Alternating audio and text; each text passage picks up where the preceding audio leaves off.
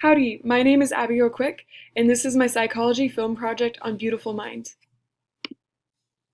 John Forbes Nash Jr. is a brilliant yet awkward mathematician who has schizophrenia.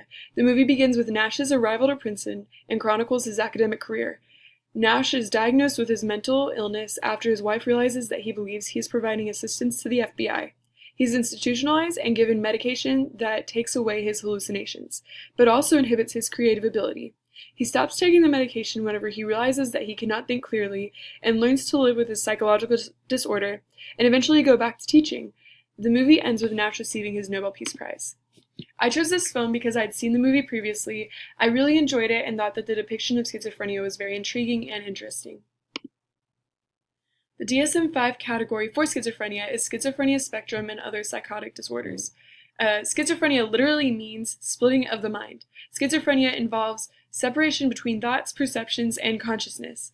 It is arguably the most devastating disorder for those who suffer from the psychological disorder and those who love and support them, because of the symptoms such as the disconnect from reality, delusions, hallucinations, disorganized speech, disorganized behavior, and the negative symptoms such as isolation, slowed speech, avoiding eye contact, and movements that are slowed.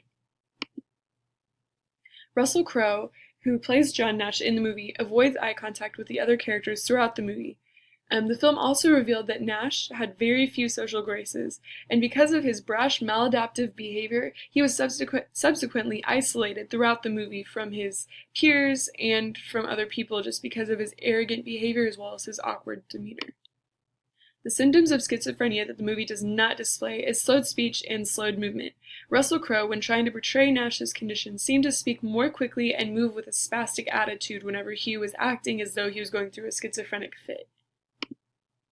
Medications often used to treat schizophrenia are monoamine oxidase, which prevents the breakdown of serotonin, tricyclic antidepressants, and SSRIs, which are selective serotonin reuptake inhibitors, which are also used commonly as antidepressants.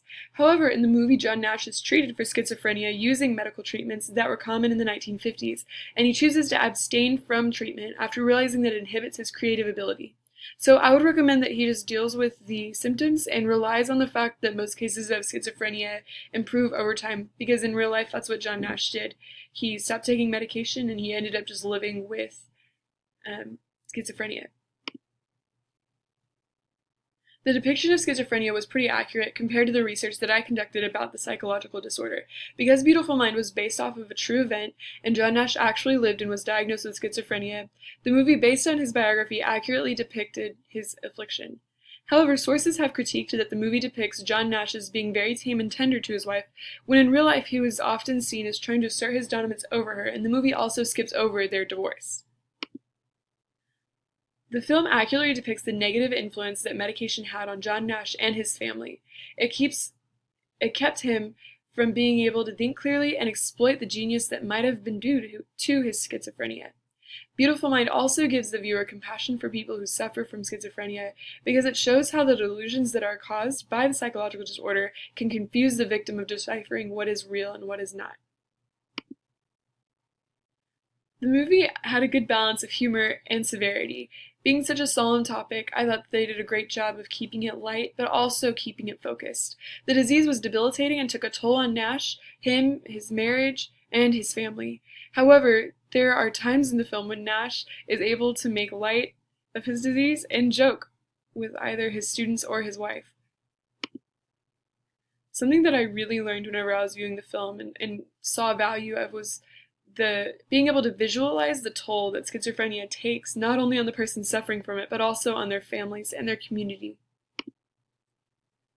This scene was a particular scene in the movie that really enlightened me and gave me insight to the psychological disorder, because Nash cuts into his arm to try and find a tracker that he believes the FBI put inside of him, but it's not real.